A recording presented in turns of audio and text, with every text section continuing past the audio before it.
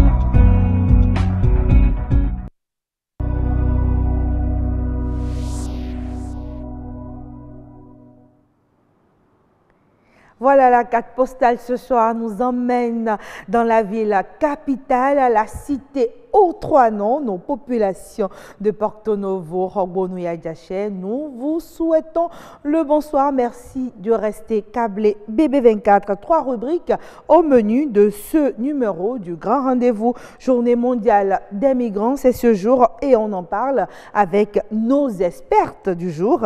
Eh bien, nous aurons la représentante des panafricaines au Bénin, accompagnée bien sûr d'une consoeur également à elle. Ces dernières ont d'ailleurs pris part à une signature du pacte du 11 décembre sur la migration. Il s'agit bien sûr des panafricaines. Quel devrait être le regard du monde sur le migrant? La réponse, vous l'aurez dans un instant dans la rubrique Espère. Le bal des rubriques en fait se poursuit. Ce soir, on s'intéresse aux troubles gastriques liés à la consommation en période des fêtes.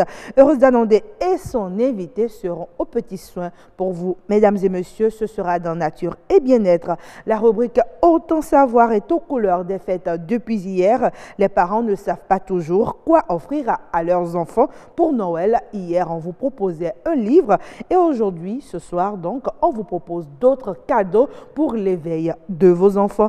Le grand rendez-vous, c'est aussi le journal. Amandine Anyambossou, bonsoir. Bonsoir à vous, Aniat Bello. Nous vous laissons pour la présentation des titres. Eh bien, dans le 19h45 ce soir, nous parlerons de la COP 24. Après 2 semaines, la rencontre a pris fin samedi dernier. Les pays se sont mis d'accord pour la mise en route de l'accord de Paris. Nous ferons le point avec William Tchoki. Nous allons nous intéresser également à l'architecte, un maillon essentiel dans la construction. Mais au Bénin, le métier n'est pas apprécié à sa juste valeur. Et puis, la 21e édition du Festival du cinéma africain de Kouriba rend hommage à la comédienne et réalisatrice burkinabé Maïmouna Ndiaye. C'est un festival qui offre des ouvertures intéressantes sur la création cinématographique du continent. Le développement de tous ces titres, c'est dans une quarantaine de minutes. Amandine Anyambossou, on a hâte de vous retrouver à 19h45 pour le journal. Mesdames et messieurs, nous espérons que vous serez encore là avec nous. En attendant, le premier plateau du grand rendez-vous peut s'installer, l'expert.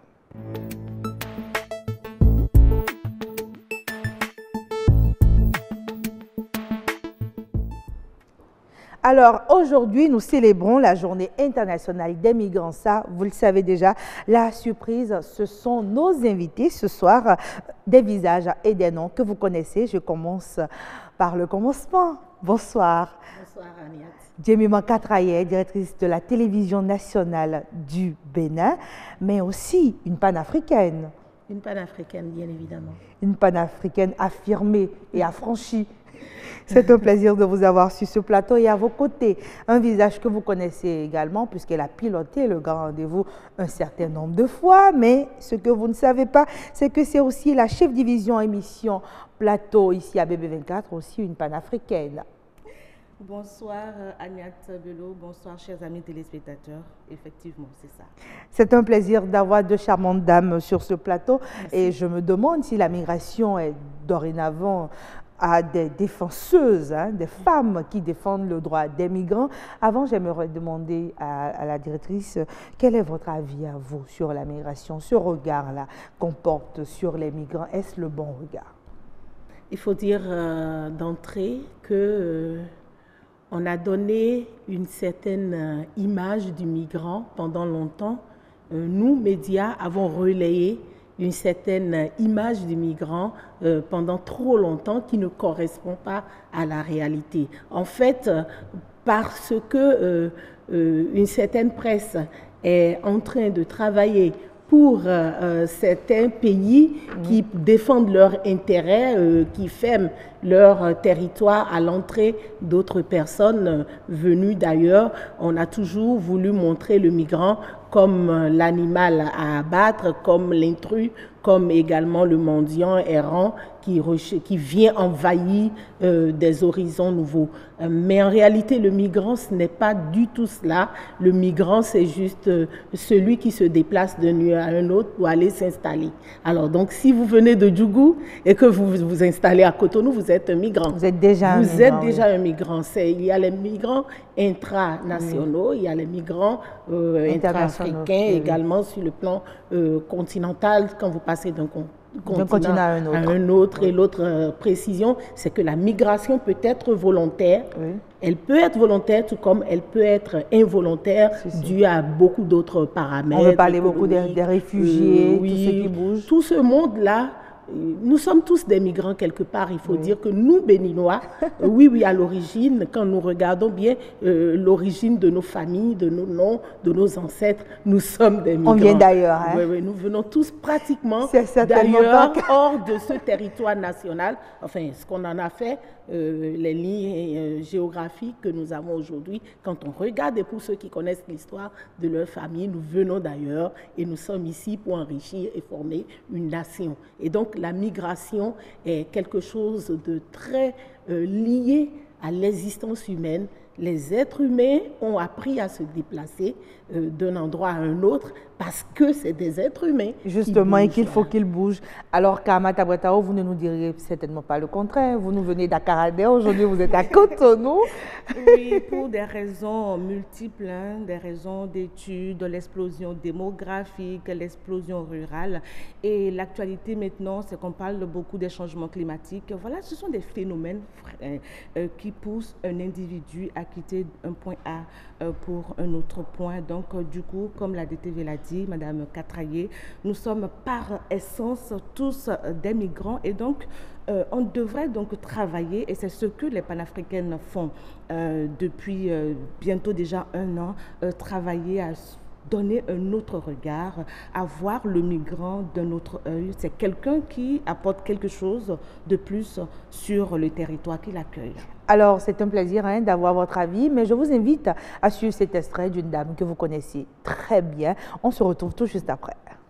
Notre participation à la conférence mondiale sur les migrations était une suite logique de notre dernier forum, je le disais tantôt, le dernier forum des panafricaines qui s'est tenu à Casablanca il y a plus d'1 mois et qui s'était penché justement sur le traitement positif de la question migratoire.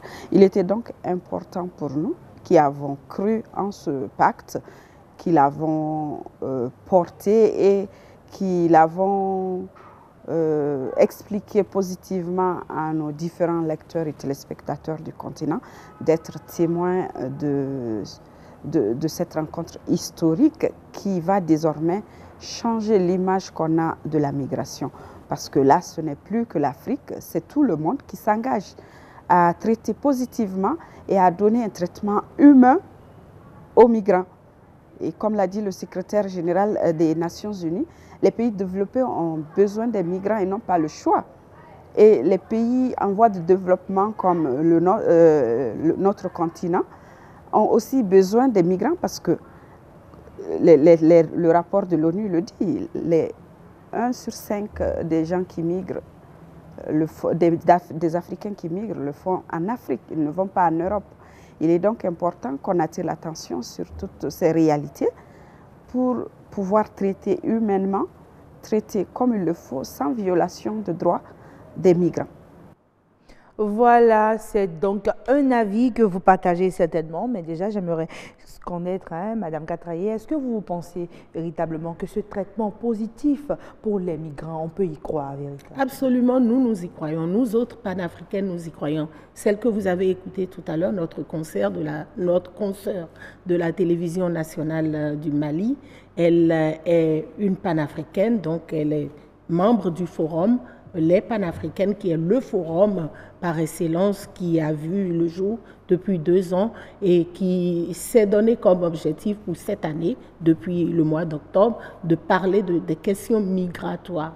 Et donc, pour ce faire, l'occasion faisant le larron, juste 1 mois après avoir choisi ce thème, nous avons eu une délégation de 10 panafricaines qui ont participé à la signature du pacte qui a eu lieu il y a exactement 1 semaine à Marrakech, encore au Maroc. Donc, nous autres panafricaines, notre objectif, c'est de changer les paradigmes, tel que le dit d'ailleurs le pacte, parce qu'il nous faut désormais donner une image réelle, une image vraie du migrant.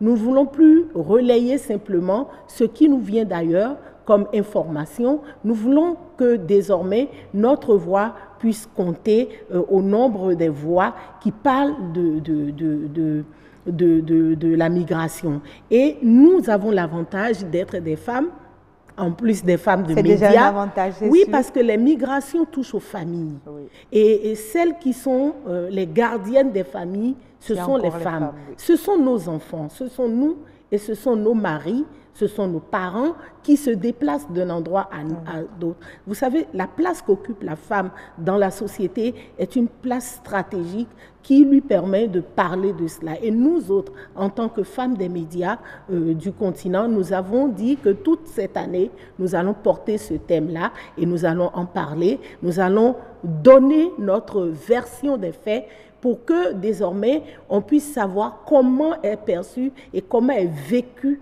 la migration en Afrique. D'accord. Alors, Karamata Ouattaraou, vous étiez aussi au Maroc à cette rencontre-là des panafricaines, mais j'aimerais que vous reveniez un peu avec nous sur le contenu de ce pacte-là. Un pacte qui est dorénavant au-delà du continent, un pacte qui engage le monde entier. Dites-nous un peu. C'est vrai, j'étais à Casablanca, mais pas à Marrakech pour la signature de ce pacte-là. C'était juste une délégation. Nous, on n'y était pas. Alors, que contient réellement ce pacte? Il faut dire que ça fait aujourd'hui graisser beaucoup de dents. Il y en a qui pensent que ce pacte-là viendra bouleverser un peu la quiétude de leur État, l'intégrité de leur territoire. Alors, il n'en est pas le cas. Que contient réellement donc ce pacte? Puisque nous, panafricaines, il faut, comme la DTV l'a dit, dire les choses telles qu'elles se présentent, pas forcément masquées, mais il faut présenter les choses telles qu'elles sont. Alors le pacte vient aujourd'hui lutter contre les facteurs négatifs qui poussent donc les individus à quitter leur territoire. Et je pense que sur ce point, cela engage tout le monde, aussi bien dans votre petite cellule familiale, chacun. Au niveau de l'État. Oui, et au niveau de l'État aussi, au niveau macro, tout le monde est concerné par cela.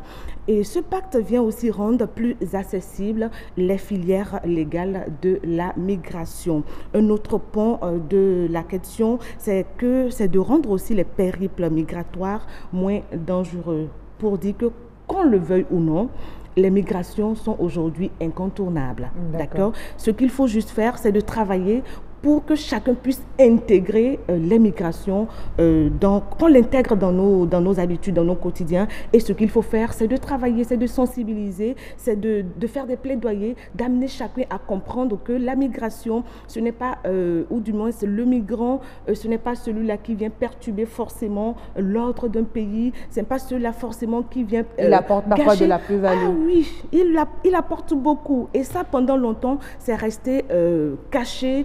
On n'avait pas cette version des faits. Alors là, les panafricaines aujourd'hui vont se vêtir donc de ce manteau-là et relayer ces genres d'informations.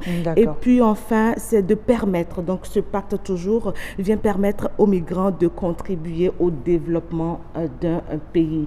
La DTV pas seulement son pays de provenance, mais aussi le pays où il atterrit. C'est beaucoup plus, je crois même que le migrant apporte beaucoup plus au territoire qu'il accueille qu'à son pays d'origine. Moi, je pense bien, je ne sais pas si la directrice ou il y a une autre version. Moi, je pense que si quelqu'un qui quitte, par exemple, Djougou, si je prends le cas à l'interne, et qui vient à Cotonou, mais il va développer ses compétences, il va mener son activité tout doucement et forcément les impacts, c'est dans Cotonou que cela va se faire ressentir le plus. Alors, Madame Katraye, moi, le point sur lequel je voudrais qu'on revienne, c'est que ce pacte veut améliorer les périples des migrants. Le pacte veut que désormais la migration soit sûre, ordonnée et sécurisée. Voilà. Alors, cette sécurité-là, aujourd'hui, dans un monde où on parle de nombreux Africains qui meurent à la quête de cet Eldorado-là, et ces pays dans lesquels ils ont envie d'aller, ces pays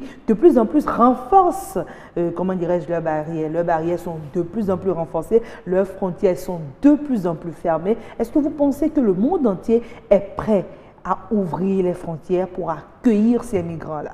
Vous savez, le monde nous attend. Le monde nous attend et c'est cela que nous, panafricaines, avons compris. Nous autres femmes des médias, membres de ce forum-là. Le monde attend de savoir ce que c'est que la migration. Le monde attend de savoir qui sont les migrants. Le monde attend de savoir pourquoi est-ce que les gens se déplacent d'un endroit à un autre du continent, de leur pays, du monde. Donc le monde attend cela. Et c'est ce qui est signifié de manière vraiment claire et précise. Je donne un exemple, l'article 17 du pacte mondial qui sera promulgué demain. Je vous en prie. Signé les 10 et 11 à Marrakech. C'est rapide quand même. Oui, il sera promulgué le 19 demain. Et donc, ce que l'article 17 dit, c'est qu'il faut éviter désormais d'utiliser des propos xénophobes pour désigner le migrant. Il faut assurer la sécurité aux migrants. Reconnaître, par exemple, les diplômes des migrants quand ils passent d'un pays à un autre. Il faut assurer leur santé. Il faut également former les médias. C'est pour ça que je disais tout à l'heure que le monde entier nous attend. Et c'est cela que nous, panafricaines, nous avons compris et nous avons décidé de parler de la migration. Le monde nous attend. Donc, il faut former les médias, les acteurs des médias, ce qu'on appelle désormais les objecteurs de confiance, mais surtout des influenceurs. Il faut les former aux questions migratoires pour que désormais nous puissions savoir comment aborder ces sujets-là et que faire pour que nous n'orientons pas le débat. Je refuse. Nous n'orientons pas le débat. Mais nous voulons donner un visage humain, relater la réalité, les faits réels, C'est ce que nous voulons faire, nous autres panafricaines. Nous voulons impacter tous les médias parce que vous avez dû remarquer que de plus en plus notre métier se féminise. Nous voulons impacter le monde des médias pour désormais être la voix. La voix des sans-voix. Des sans-voix, si vous voulez, la voix des migrants, parce que nous-mêmes, nous nous retrouvons, c'est notre quotidien. Donc, c'est sur ça que nous sommes attendus, c'est sur ce combat-là que nous nous sommes engagés, nous autres panafricaines, pour que désormais, les médias les différents médias, que ce soit du service public ou du service privé, surtout africains et autres panafricains, puissent désormais donner leur version des faits sur les questions migratoires. Merci, merci. Sinon, si nous ne le faisons pas, nous allons toujours être dans la position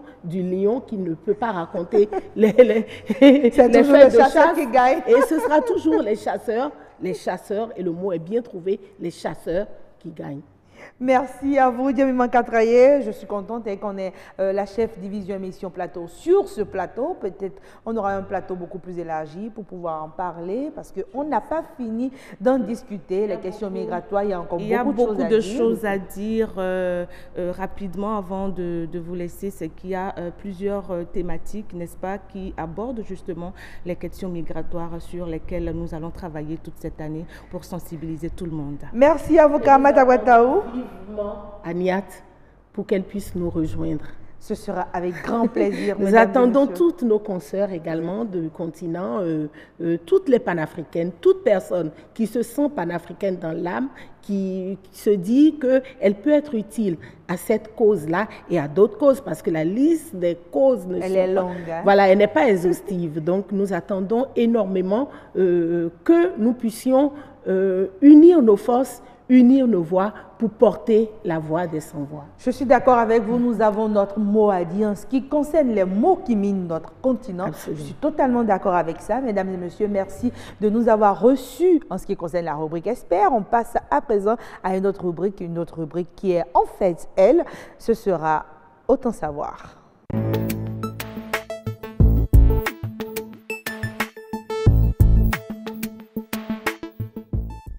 Mesdames et messieurs, nous sommes sur Autant savoir qui est en fait depuis hier. Vous le savez, aujourd'hui, on s'intéresse encore à quel cadeau offrir aux enfants, comment choisir le bon cadeau. Et justement, pour vous guider dans ce choix, nous recevons pour vous une directrice d'entreprise de jeux, Carole Degla. Bonsoir. Bonsoir, madame. Merci de nous rejoindre sur ce plateau. Merci d'être avec nous. D'entame déjà, dites-nous, pour vous, est-ce qu'il y a un jeu idéal, un jouet idéal pour un enfant?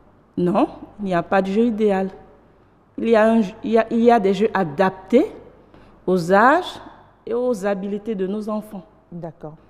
C'est aux parents d'observer déjà ces enfants, de regarder sa façon de s'adapter.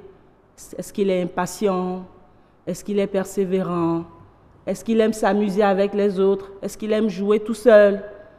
Pour pouvoir l'aider à préparer sa vie adulte. Et d'ailleurs, comme le dit Froebel, le jeu, c'est pour l'homme le bouton qui lui permet de développer toutes les activités de la vie. D'accord. Donc déjà, si vous avez envie de pouvoir développer un certain nombre de qualités, d'aptitudes chez votre enfant, le choix du cadeau déjà peut vous aider à atteindre cet objectif. Bien sûr, bien sûr. Nous avons faisons déjà. Bon, en lui offrant par exemple des jeux de construction. Oui. Qui lui permettent de créer. Si vous voulez un architecte, vous lui offrez tout de suite un jeu de construction, c'est ça? Pas forcément. Déjà, le jeu de construction permet de développer la persévérance. Et la persévérance, on en a besoin dans tout dans la vie. Quel que soit le métier que l'enfant est destiné à exercer demain, il a besoin de persévérance. Oui. Des jeux de créativité. Vous savez, autrefois, on avait les tomates en boîte, et on créait nous-mêmes nos jouets. Aujourd'hui, on offre tout fait à nos enfants, on les laisse devant la télé et ils ne créent plus rien. Il faut leur offrir des jeux qui leur permettent de créer plusieurs types d'éléments. Il peut créer un robot, il peut créer une voiture tout seul et il sera fier. Du travail accompli. Voilà, il sera fier. Son œuvre. Ce sera son œuvre. Il va dire, maman, écoute, j'ai une surprise pour toi. Je t'ai fait une petite cuisinière grâce à mes jouets. Et c'est ce qu'il faut pour nos enfants. D'accord. Déjà, est-ce que c'est seulement les jeux de construction ou il y a d'autres genres de jeux? Puisqu'il y a par exemple, on parlait du livre, à part le livre, au niveau des jouets, on n'a pas, là vous avez parlé des jeux de construction, est-ce qu'il y a d'autres jeux pour pouvoir susciter l'éveil? Bien sûr, bien sûr. Et les jeux sont d'ailleurs adaptés à l'âge de nos enfants. De 0 à 1 an, il faut qu'on leur offre des jeux d'éveil. D'accord. Des jeux qui ont des sons, qui leur permettent d'identifier tel son. Des jeux très colorés. Les couleurs ont un grand impact dans la vie de nos enfants. Ça permet de les éveiller. D'accord. De 0 à 1 an. Oui, c'est des jeux. À partir de 1 an à 2 ans, on commence par leur offrir des jeux d'encastrement. Des jeux d'encastrement, c'est des jeux qui permettent d'identifier un élément et de le replacer. D'accord, dans son contexte. Dans son contexte. Il identifie une poule, il replace la poule. Oui. Il identifie un carré, il le replace dans le carré. Ensuite, de 2 ans, de 2 ans à 3 ans, c'est la maternelle. Oui. Il faut qu'il apprenne, il arrive à identifier et à nommer les couleurs. Du jaune, du bleu, du rouge. Ensuite, il faut qu'il arrive à identifier les formes. Le triangle, le carré, le cercle. Et il s'exerce comme ça tout. En s'amusant. Oui, et il apprend. Il apprend déjà. Il fera aussi tout doucement du graphisme. Oui. Il y a des jeux pour apprendre à écrire. Oui, avec un bic et tout, un stylo qui lui permet de dessiner. C'est ça, il dessine et il s'exerce à écrire comme ça, afin d'avoir une bonne écriture. Si. Mais à partir de 5 ans, c'est déjà un petit garçon ou une petite fille qui est au CI, qui écrit, qui apprend à écrire. Et là, il lui faut d'autres puzzles.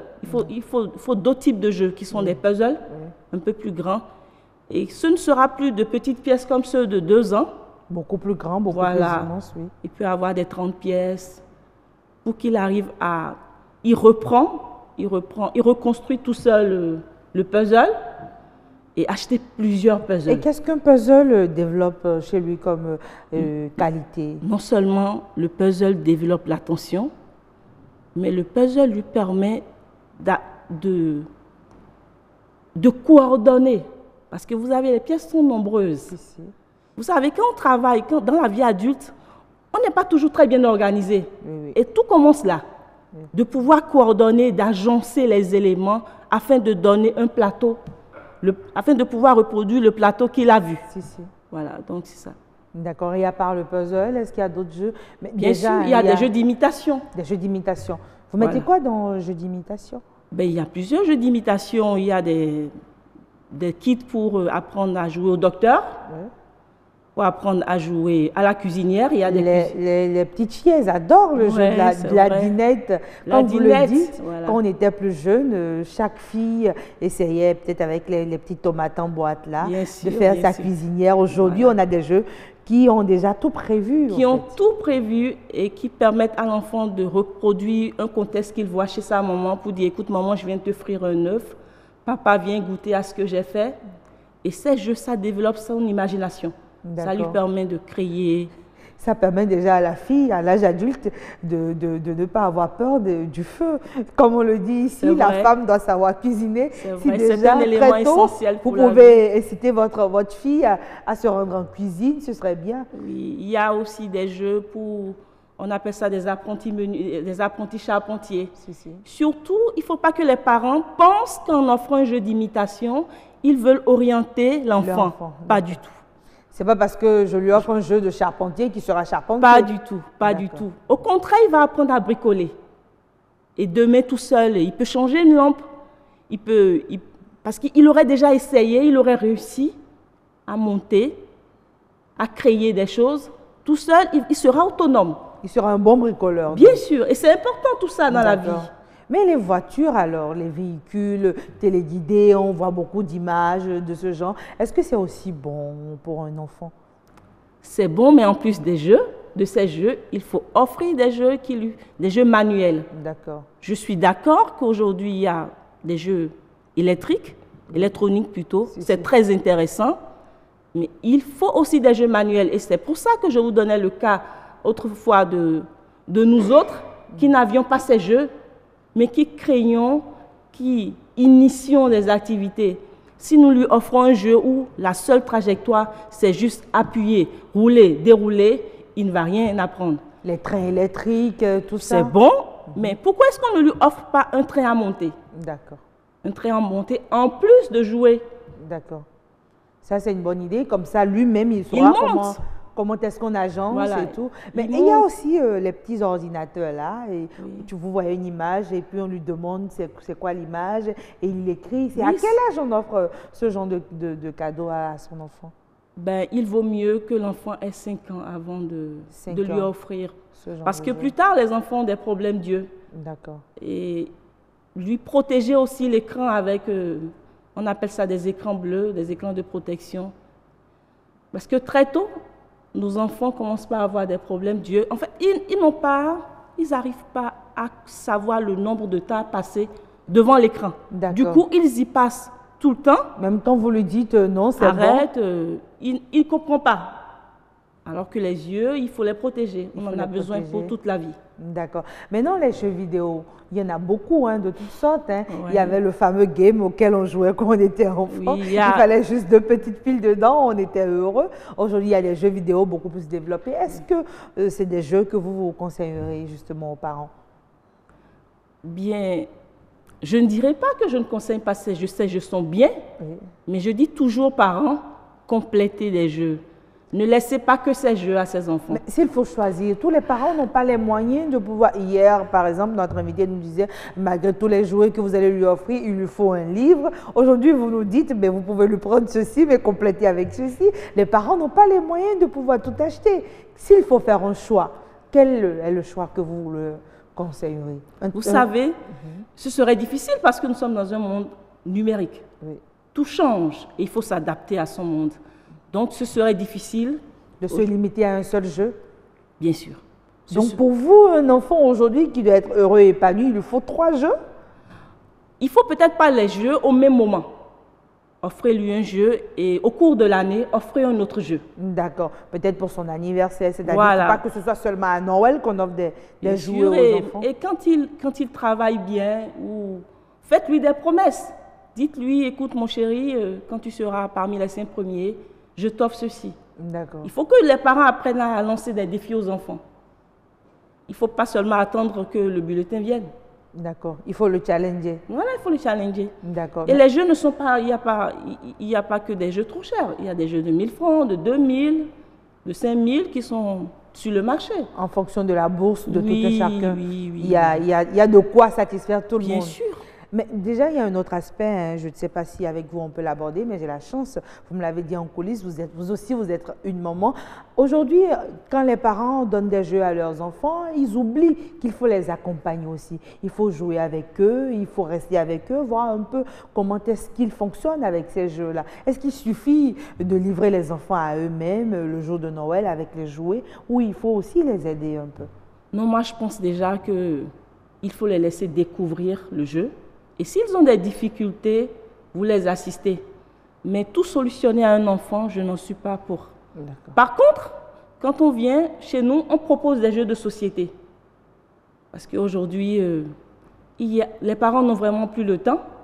Donc, il faut au moins ces moments où, entre-temps, on jouait au ludo, voilà des jeux intéressants, au Scrabble, au jeu de dames. Voilà. Donc, ce sont des jeux que le parent peut jouer avec son fils de 7 ans, de 8 ans. Et il peut aussi s'asseoir près de lui, à côté de sa dinette, pour attendre qu'on le serve. Bien sûr. Pour attendre le repas. Voilà. D'accord. On parle souvent de la dinette, mais au niveau des enfants, au niveau des garçons, il n'y a que les jeux, comment dirais-je, de charpentier, les jeux de construction. Et pour l'enfant qui est à partir de 10 ans, parce que jusqu'à 10 ans, c'est toujours un enfant. Là, on ne sait pas toujours. Parce qu'on n'a plus de couleur, on n'est plus dans la construction. Là, c'est presque un adulte et il pense même qu'il est déjà suffisamment grand. Qu'est-ce qu'il faut lui offrir pour à la fois lui faire plaisir, mais aussi l'accompagner dans son développement personnel? Contrairement à ce que vous croyez, il y a des jeux de société adaptés à ces âges-là, qui sont très, très intéressants. Ils sont très intéressants pour lui. Il peut avoir des jeux de société pour découvrir les métiers scientifiques, ces choses-là qu'il apprend à l'école. D'accord. Voilà. Et tout ça pourra faciliter après son insertion dans la vie professionnelle. Oui, il peut jouer au laborantin en mélangeant telle solution à telle solution et en regardant la réaction, tout et tout. Il y a tellement de jeux. Et avec vous, on ne cesse pas de découvrir ces jeux-là. C'était un plaisir de vous avoir sur ce plateau. Carole Degla, je rappelle que vous êtes directrice d'entreprise de jeux et avec vous, nous avons proposé des cadeaux, le cadeau parfait, le cadeau adapté à chaque enfant qui est en fonction justement de son âge. Merci à vous d'avoir été avec nous, mesdames et messieurs. Dernière rubrique sur ce plateau, vous le savez, nature et bien-être.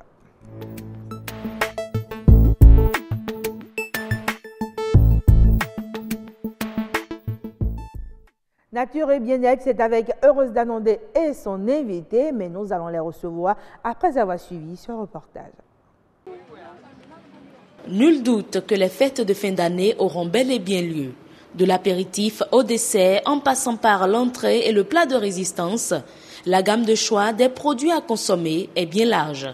Même des boissons sont mises sur le marché, spécialement pour les fêtes. Oui, c'est nouveau pour le Béninois, mais pas pour les autres pays comme le Togo, le Nigeria, la Côte d'Ivoire. C'est une boisson donc pour les temps de fête. Tellement de produits sont proposés aux clients. Et pour bien fêter, ils ont déjà leur petite idée. Chacun y va de sa préférence. J'ai dit à ma mère on va faire cassoulet, c'est tout.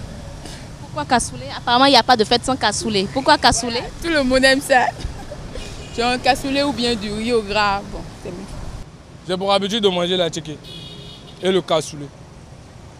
Souvent, en famille, à tchéké, cassoulet, c'est bon. Et je fête bien. En temps de fête, tout, je mange tout moi. Tout ce qui n'est pas fait maison, moi je ne prends pas.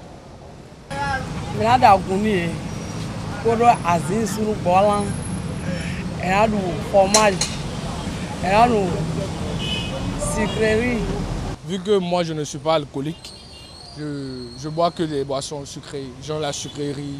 Je ne supporte pas l'alcool, je vois que ce n'est pas trop bon pour moi, mon organisme personnel. Moi j'aime pas le sucre parce que, à cause des maladies, diabète et comme ça, voilà. Je préfère la bière. Je prends whisky, quand je prends whisky, je mange. Et puis je me douche, je dors. Ça me va déjà. C'est la fête et pour certains, on peut se permettre certains repas, certains mélanges. Et pour d'autres, quelques verres de plus.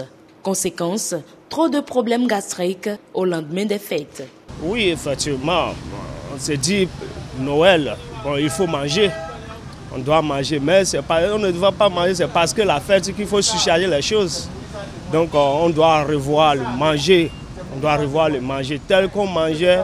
Nous devons prendre au moins cette disposition-là pour éviter les conséquences après. On peut t'inviter, tu peux participer, ça te prend, tu bois, si ça ne va pas. Si c'est de l'eau simple, il faut prendre pour être à l'aise. Des vivres et des boissons de qualité et de provenance douteuse, accompagnés de mauvais comportements alimentaires, marqués d'un abus, c'est la principale cause des problèmes de santé constatés juste après les fêtes. Les conseils sur la bonne alimentation faisant défaut, on se demande toujours quoi manger en temps de fête et bien se porter. Voilà quoi manger en période de fête pour bien se porter. Eh bien, Heureuse Danondé et son invité sont sur ce plateau. J'espère qu'ils pourront répondre à cette question que Heureuse Danondé elle-même pose dans ce reportage. Heureuse Danondé, bonsoir. Bonsoir Agnès Bello. C'est un plaisir de vous avoir sur ce plateau. Plaisir partagé. À vos côtés, un éminent nutritionniste, Rigobert Sosa Djekpe. Bonsoir. Bonsoir, madame. Je prononce bien, j'espère. Oui, Sosa Djekpe. Oui, d'accord, Djekpe. Ok, merci d'être avec nous. Oui. Donc, pour vous, Heureuse Danondé, c'est quoi le repas de fête? Je commence par là. C'est la raison pour laquelle nous avons le nutritionniste sur le plateau pour nous donner les conseils. Vous d'abord, Heureuse Danondé, ne fuyez pas ma question. Le repas de fête, c'est quoi? Les téléspectateurs veulent comprendre. Nous allons laisser la réponse de la question au nutritionniste pour répondre. Je n'ai pas fui parce qu'on se pose la question, je vais encore répéter cela sur le plateau, on a chuté avec, on se pose toujours la question, qu'est-ce qu'il faut manger et bien se porter? Moi, je dirais et bien se porter. Qu'est-ce qu'il faut manger et bien se porter? Les problèmes gastriques, il faut les éviter. Alors, vous avez suivi le reportage. Déjà, vous souriez à travers les réponses de chacun. Certains ne sont pas alcooliques, d'autres sont plutôt alcooliques. Alors, votre avis sur le reportage, la réaction des citoyens? Merci beaucoup, madame la journaliste.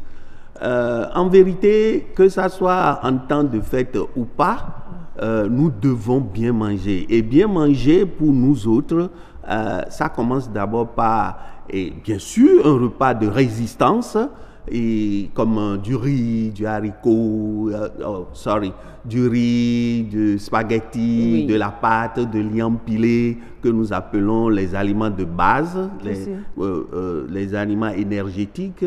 Et ensuite, nous allons vers les aliments constructeurs. Et quand nous parlons d'aliments constructeurs, il y a du haricot, du cassoulet, que les gens aiment, c'est constructeur. Oui, mais n'oubliez pas qu'après avoir consommé les deux catégories, il y a une troisième catégorie qui est les repas protecteurs. Et quand je parle de repas protecteurs, je fais allusion aux légumes et aux fruits. Donc, nous n'avons même pas le choix. Nous devons manger de fruits et de légumes. C'est-à-dire, vous connaissez très bien de l'orange, de l'ananas, de papaye, des raisins. Hein. Nous devons c'est pour consommer les riches, ça. Hein, les raisins. Bon, de toute façon, ça m'est arrivé à tout hasard, mais il y a beaucoup de fruits que vous pouvez choisir. Sa réaction me rappelle nos échanges de tout à l'heure. Bien manger, c'est pour les riches. Bon, quand les gens disent que bien manger, c'est pour les riches, non, je pense que c'est parce qu'ils n'ont pas suivi nos formations. Parce que quand on rentre dans les détails, on parle de cassoulet. Il faut l'améliorer. Il faut améliorer ce cassoulet avec, par exemple, du moringa, avec de gourmands, de fond de terre. Ce n'est pas quelque chose qui va nous coûter. On va mettre le moringa dans le cassoulet? Bien sûr, on lave ça correctement et quand c'est complètement... On reste dans des ça. Est-ce que c'est toujours un menu de fête, en fait? Ah, bon, maintenant... Ce qui est sûr, le cassoulet hier. Il faut l'améliorer parce que jusque-là, je n'ai pas entendu parler de fruits, je n'ai pas entendu parler de légumes. Mais on peut manger le cassoulet et puis prendre le fruit après. On est obligé de mettre le fond de tête. Non, pas du tout. Malheureusement, les citoyens ont beaucoup plus parlé de l'apéritif et des sucreries, pas de fruits malheureusement. Même les jus de fruits qu'on a sur le marché, ils ne l'ont pas abordé, effectivement. Voilà, donc pour nous autres, ils vont mal manger déjà. Et quand on parle de l'alcool, il faut faire beaucoup attention parce que l'alcool amène l'être humain à ne pas avoir soif. Et là, il ne boit pas. Or, nous devons boire au moins 2 litres d'eau par jour. Que ça soit la fête ou pas, vous devez boire de l'eau. Si vous ne buvez pas de l'eau, c'est que le chyle n'est pas bien formé pour que les vésicules intestinales puissent sucer comme les biberons et sucer les nutriments. Alors tout reste dans les intestins, le gros intestin, et puis finalement, vous avez de gros ventres, vous pensez que vous vivez très bien, mais après, il faut vous faire de baignoires pour vider donc là, si on comprend bien, donc au lendemain des fêtes, il faut se rendre chez le nutritionniste pour tout vider. Je suis d'accord avec vous. On ne va même pas aller chez le nutritionniste, les grands-mères sont là et puis le bain-toi est là. Hein, et puis systématiquement... Parce que nous avons un exemple, il y avait un monsieur de 51 ans qui était venu et il est constipé tout le temps, il a utilisé de laxatif, tout et ça ne marchait pas. Et on a dit, mais qu'est-ce qui se passe? Mais finalement, on lui a fait baignoire finalement et il a tout vidé. Ça a marché. Mais dans l'analyse, excusez-moi, on a constaté une partie noire, on a peur et nous avons pris ça au laboratoire, mais c'était des déchets qui existaient là, qui ont déjà 40 ans. Alors, donc il a traîné pendant des années. Si on va revenir à la période des fêtes, on comprend alors qu'on mange déséquilibré. On mange déséquilibré. En temps de fête, d'abord. On privilégie beaucoup plus les aliments énergétiques, apparemment. Voilà, c'est ça. En général, au Bénin, c'est ce que nous avons constaté. Et c'est très important de leur dire de bien mâcher les viandes. Parce qu'il y a eu un cas récemment. C'est arrivé, un baba avait une crise de colique. On l'a amené et le collègue qui l'ont traité, on lui a fait de chier parce qu'on ne pouvait plus rien faire, il criait seulement. Mais ce qu'on a constaté, c'est qu'au niveau de l'intestin, il y avait de la viande qui pourrissait et qui a commencé déjà par contaminer l'intestin grêle. Donc, c'est ce qui fait que... La viande n'a pas été bien préparée ou bien n'a pas été mâchée? Bien mâchée d'abord. Bon, bien préparée, ça c'est très bien. Il faut bien préparer et il faut bien mâcher pour que la digestion soit facile. Donc pendant les fêtes, vous devez bien mâcher les aliments. Bien mâcher les aliments. Et faites attention à l'alcool. L'alcool, comme je le disais. On va en venir à tout ça demain, la prévention des problèmes gastriques en temps de fête. Rosanandé, si vous permettez, hein, je rejoins rapidement Amandine et je nous reviens. D'accord, dans un instant, Amandine Agnambossou est pressée et c'est normal parce que l'heure du journal est sacrée. Nous la rejoignons tout juste après ceci.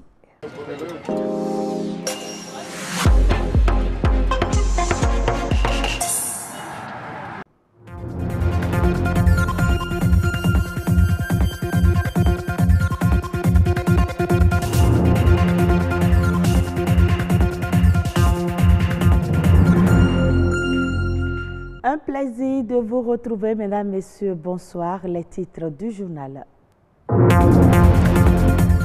Après 2 semaines de négociations, la COP24 s'est achevée ce samedi à Katowice en Pologne. Les participants ont pu trouver un accord pour la mise en route de l'accord de Paris.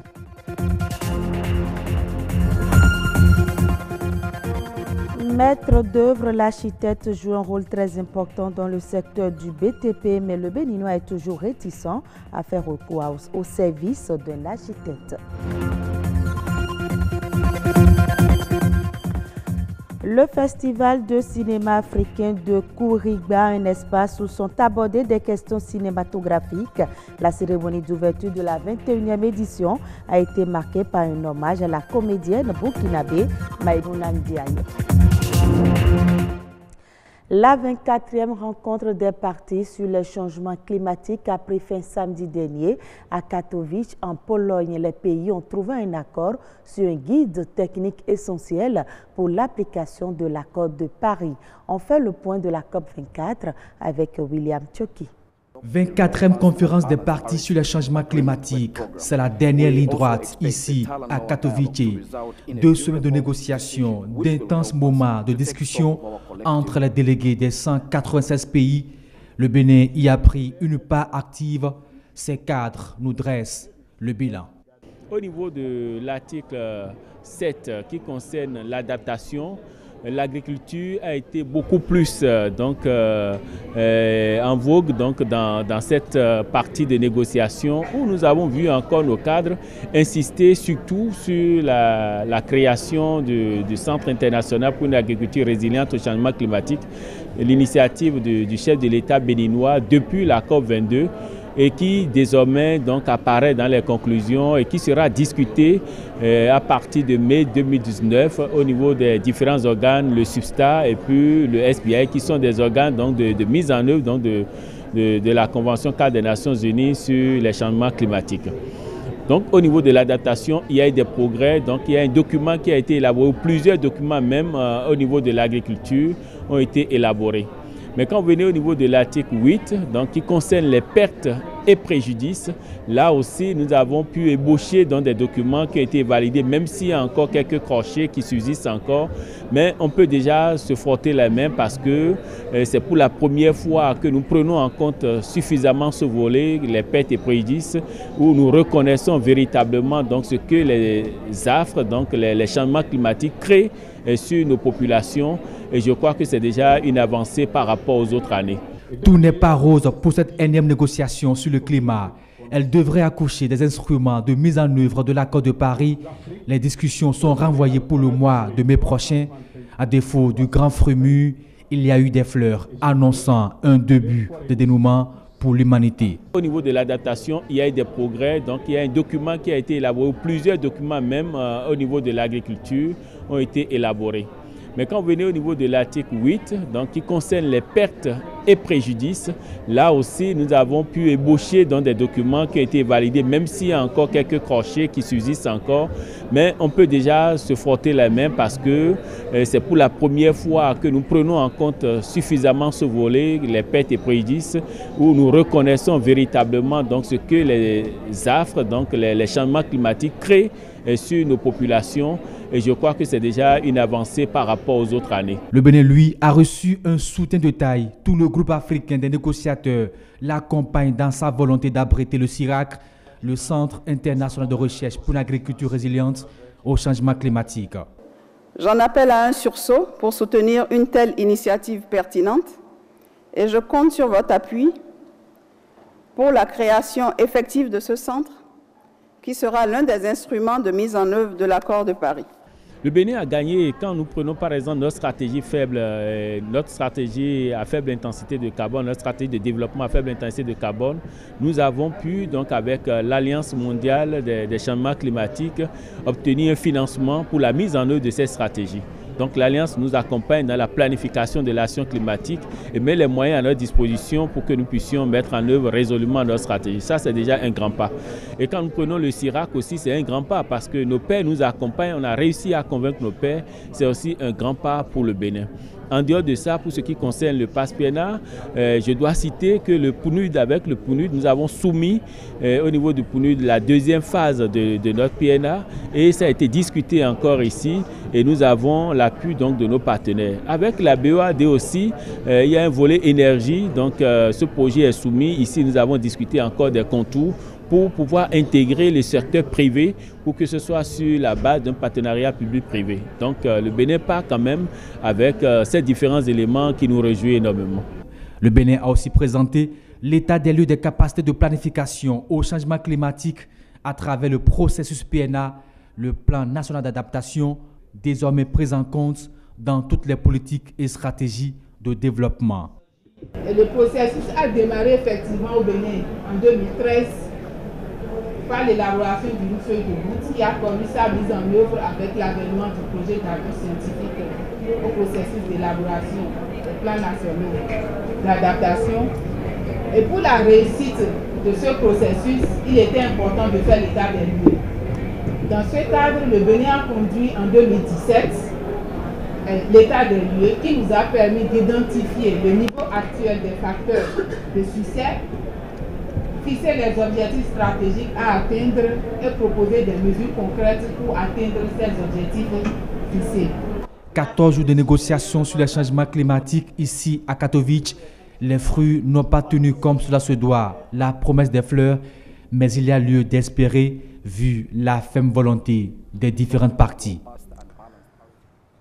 Autre élément dans ce journal, l'architecte est par définition la personne diplômée dans la profession consiste à concevoir les édifices et à en diriger la construction. Mais il est un constat qu'au Bénin, très peu font appel à ces services. Narcisse Justin Soglo est architecte et revient sur l'importance du métier et explique par la même occasion cette réticence des Béninois et les conséquences d'une telle habitude. Il est au micro de Bernol Djobé et Estelle Pazou. Un architecte, c'est le professionnel qui aide nos populations à mettre en exécution leur projet de construction. C'est-à-dire c'est ce cadre qui essaie de programmer avec le client et de concevoir par la suite le plan que le client aurait souhaité avoir et de pouvoir l'aider à la réalisation concrète de son projet. Il ne réalise pas que le plan. Il réfléchit d'abord sur la programmation, il conçoit le plan, il aide le client à pouvoir gérer la construction jusqu'au bout. Maintenant, il a plein d'autres apports qu'il peut amener à la construction de la maison. Généralement, nos populations ont toujours l'impression que les architectes sont difficiles d'accès, qu'ils ont des honoraires un peu élevés et qu'aller vers un architecte, nécessairement, va détourner peut-être 10 tonnes de ciment ou 20 tonnes de ciment. Ou 5 tonnes de fer à béton. Donc pour ça, les populations ont tendance à éviter les architectes. Mais l'essentiel, c'est de bénéficier des services, de la compétence des architectes. Parce que les architectes sont d'utilité publique, donc doivent nécessairement se mettre à disposition pour pouvoir accompagner dans tout projet de rêve de réaliser un bâtiment. Si vous ne faites pas appel à un architecte, n'ayant pas bénéficié des conseils avisés, n'ayant pas des documents techniques corrects, bien étudiés, bien pensés au départ, vous risquez peut-être de voir tout votre investissement partir en fumée. Parce que vous n'êtes pas sans savoir qu'il y a des effondrements que nous voyons du fait de vices de construction. Donc s'il n'y a pas, puisque l'architecte étant le concepteur, En étant réellement sur le chantier, il vérifie déjà la mise en œuvre de tout le processus. Quels sont les matériaux utilisés? Si ces matériaux sont de qualité, sont certifiés. Donc l'architecte est là pour pouvoir contrôler tout ça avec le maître d'ouvrage. Parce que si jamais sur un chantier, il y a effondrement et que une seule personne décède, c'est déjà un drame. En Côte d'Ivoire, le premier barrage hydro-agricole gonflable d'Afrique de l'Ouest a été mis en service. Ce projet, cofinancé par la Banque ouest-africaine de développement et le Fonds cohésien, va servir à fournir une production additionnelle de 4200 tonnes de riz paddy non traité et donner un revenu brut de 675 millions de francs CFA par an. Le barrage hydro-agricole va générer des milliers d'emplois avec 355 emplois ruraux permanents, 3 emplois de techniciens électromécaniciens, 25 emplois de conducteurs d'engins, 3 emplois de cadres et 2000 emplois permanents. Au Cameroun, la production cotonnière devrait frôler la barre de 300 000 tonnes en 2018 et 2019. La Société de développement du coton, qui encadre plus de 250 000 producteurs de coton dans le pays, devrait ainsi, grâce à cette prévision, atteindre le même niveau de production qu'en 2014. Cette entreprise ambitionne de porter sa production à 400 000 tonnes en 2021, puis à 600 000 tonnes d'ici à 2025. La Sodé Coton n'exclut pas l'introduction au Cameroun du coton transgénique dont les essais débutés depuis l'année 2012 devront livrer leurs résultats en cette année 2018. La 21e édition du Festival du cinéma africain de Kourouba se tient jusqu'au 21 décembre prochain. C'est un festival modeste et à petite échelle, mais qui offre des ouvertures intéressantes sur la création cinématographique du continent. Cette année, le festival rend hommage au 7e art angolais. Reportage. Le tapis est déroulé à cette 21e édition du Festival du cinéma africain de Kourouba. 15 longs métrages vont concourir pour tenter de décrocher la palme, à savoir le Grand Prix Ousmane Sembène, principale récompense de ce festival devenu incontournable pour le cinéma africain. On a théorisé le cinéma, on a proposé, on a anticipé, on a dessiné l'avenir et on s'est rendu compte que tous nos amis qui ont fréquenté le festival, tous les cinéastes qui sont venus ici, ont développé eux-mêmes, chacun de son côté, ses idées et on en fait parfois des films. Et nous sommes très très contents de constituer une sorte de matrice. Ces films reflètent la richesse et la diversité culturelle et linguistique du continent, une richesse qui va rendre difficile la tâche du jury qui promet un palmarès à la hauteur des espérances des cinéphiles. Le rôle d'un jury, c'est peut-être de mettre les passions ensemble et aussi de remercier, de reconnaître le travail que nos collègues, consoeurs et confrères font, parce que faire un film reste toujours un travail difficile, mais un travail formidable. Un honneur a été rendu à Maïmouna Ndiaye pour sa riche carrière cinématographique. Militante des droits des femmes, elle s'est beaucoup illustrée dans le monde du 7e art. Tous les prix que j'ai eus depuis le FESPACO 2015, en passant par les écrans noirs, en passant par la première interprétation à Kourouba ici même, au Festival de Carthage au Burundi et aussi les Sotigui d'or au Burkina Faso. Je pense qu'après toutes ces années, ça fait vraiment du plaisir, ça donne du baume au cœur et surtout que ça donne envie de continuer à se battre pour les générations à venir. À la fin du festival, il y aura un grand acteur marocain, Mohamed Rouyi. Nous rendons hommage à l'Angola parce que c'est un cinéma qui est pratiquement inconnu en Afrique. L'Angola est choisi comme pays invité de la présente édition. Occasion pour les amoureux du cinéma de découvrir l'évolution de la production et de porter un regard différent sur la réalité africaine. Ainsi se referme ce journal. Très bonne suite de nos programmes. Merci à vous, Amandine Agnambossou. C'était un plaisir de vous avoir au journal. On vous retrouve demain encore à la même heure et toujours avec le même plaisir. Le plateau de nature et bien-être peut se poursuivre. Heureuse d'annoncer. Oui, retour sur ce plateau avec vous. Aujourd'hui, on s'intéresse à comment manger pendant les fêtes pour bien se porter.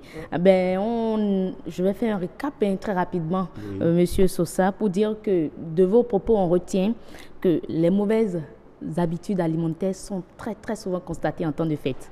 Malheureusement, à travers le reportage, on mange beaucoup plus énergétique avec le riz. Il y a le riz. Oui. On mange beaucoup plus constructif avec le cassoulet, mais on ne mange pas légumes et fruits. Oui. Mais un mot sur l'huile, parce que les matières grasses sont très souvent également constatées en temps de fête. C'est clair, il faut frire la viande, voilà, le poisson. Oui, nous, on frit tout. On frit tout. Et quand vous faites frire les choses, l'huile va où? L'huile va dans ce que vous voulez consommer. Donc, quand nous avons fait des analyses, on a vu que nous buvons de l'huile chez nous. Et quand vous buvez de l'huile, l'huile va là-bas, il n'y a pas un tas d'ordures. L'organisme range où il veut. Et des fois, ça range au niveau des vaisseaux sanguins et ça forme des boues. Des boues au niveau des vaisseaux sanguins, tout autour de nos vaisseaux sanguins. Là, le cœur commence à ne plus bien travailler. Vous êtes là et puis vous allez voir comme si il y a quelque chose qui vous a fait peur, une chute brusque au niveau de votre cœur. Mais c'est que le cœur qui est comme une pompe qui envoie l'huile, qui envoie le sang et qui retire. Et ça cogne à des boues. Les boues qui se trouvent au niveau de ces canaux-là, parce que c'est des tuyaux. Donc, et des fois, si ça arrive au niveau du cerveau, les recherches ont montré que des AVC sont arrivés. Parce que quand le sang n'arrive pas à passer et que c'est bloqué, parce que ça passe avec une vitesse. Mais finalement, on veut quand même être bien portant. Voilà, on veut quand même être bien portant après la fête. Qu'est-ce qu'il faut manger? Peut-être, bon, de toute façon, quand vous voulez utiliser d'huile, seulement 2 cuillerées d'huile dans un repas, c'est suffisant. Et ne mettez pas sur le feu d'abord parce que quand vous mettez ça sur le feu, c'est que ça brûle et ça donne un gaz qui est très toxique, qu'il faut éviter. Mais c'est ça, tout ça là que nous consommons. On ne consomme même pas de bonne huile, l'organe n'utilise pas. Et ça devient un problème. Pour nous. Mais quel conseil concrètement aujourd'hui? C'est vrai que demain, on sera encore ensemble pour aborder le sujet. Mais là, tout ce que vous avez dit, ça fait peur. Qu'est-ce qu'il faut concrètement manger? Oui, pour bien manger, et sachez simplement que quand vous voulez manger, pensez aux 3 choses. C'est-à-dire de l'énergie, de construction et de protection. Je conseille par exemple, c'est vrai, demain on va le faire, de prendre du fruit le matin. Ne jamais boire de l'eau plate. Parce que je l'ai dit déjà sur ce plateau une fois, il faut ne jamais boire de l'eau plate le matin sans ajouter du citron ou de l'orange. Sinon, vous aurez des problèmes d'érection au niveau des hommes. Ils ne pourront plus bien travailler. Les femmes n'aimeront même plus qu'on les touche à partir d'un certain moment. Et vous allez courir pour demander de médicaments. Ce qu'il n'y a pas lieu de médicaments. Cessez. D'accord. Tout simplement. Merci pour les conseils. Les conseils se poursuivent encore demain. Tout le plaisir est à moi. D'accord. On va beaucoup plus parler de l'alcool, les dangers de l'alcool demain. Et les conseils encore et encore. Merci. Merci à vous. Mesdames et messieurs, vous le savez, Nature et Bien-être est en fête ce soir. Eh bien, Nature et Bien-être sera encore en fête demain. Et on va vous recevoir toujours avec le même plaisir. En attendant, je vous invite à nous rendre sur la toile pour la revue de l'actualité web.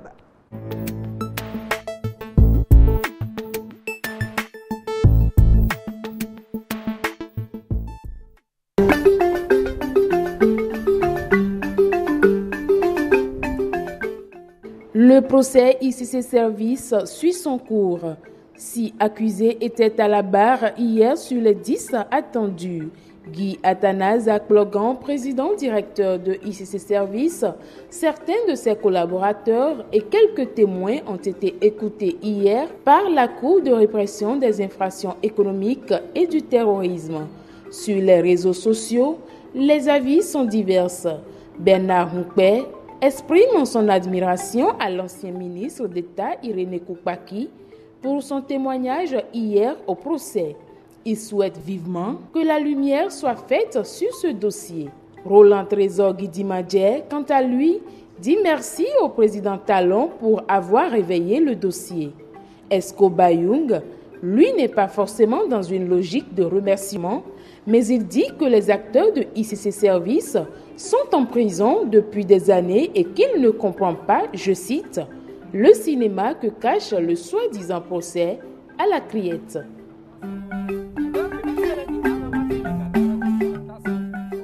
Une nouvelle ère s'ouvre pour la restructuration et le développement de la Chambre d'agriculture du Bénin.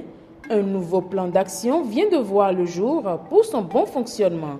C'est le résultat de la section ordinaire 2018 de la CNA. Cette réorganisation du secteur va permettre l'amélioration du partenariat public-privé entre les partenaires extérieurs et les structures étatiques. Le nouveau plan prévoit, entre autres, la poursuite du renforcement des capacités des organisations professionnelles et des structures coopératives.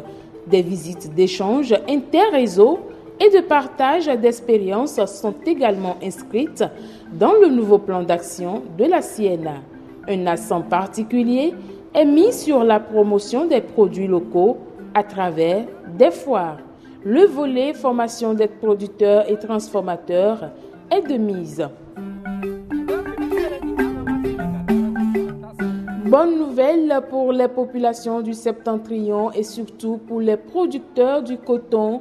212 km de route bitumée pour bientôt. Il s'agit de l'AS Djougou-Peonko Kérou Banikwara.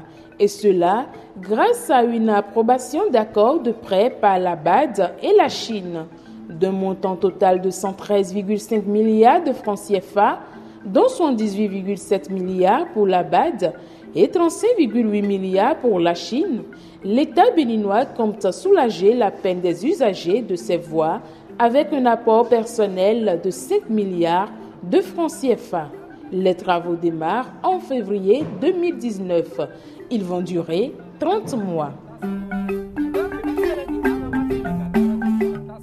Hors de nos frontières à présent, le Ghana envisage de construire un nouvel aéroport dans la ville côtière de Takoradi, une région qui contribue beaucoup au PIB du pays.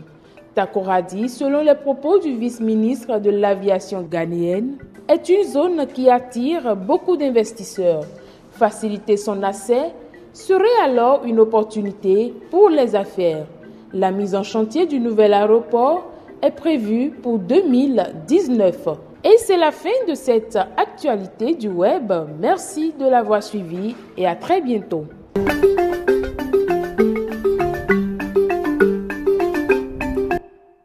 Machak Batoro, merci pour cette revue de l'actualité web. À présent, le rappel de la météo pour vous qui venez de nous prendre au vol.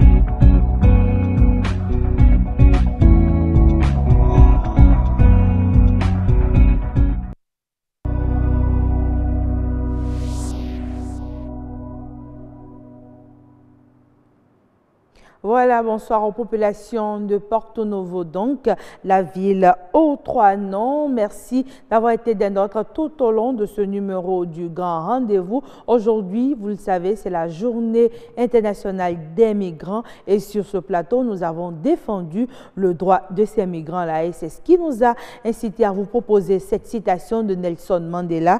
Nelson Mandela qui dit ceci: « Priver les gens de leurs droits humains revient à contester leur humanité même. Priver les gens de leurs droits humains revient à contester leur humanité même. » Merci à vous d'avoir été des nôtres. Je vous retrouve encore demain si tout va bien. Portez-vous bien en attendant.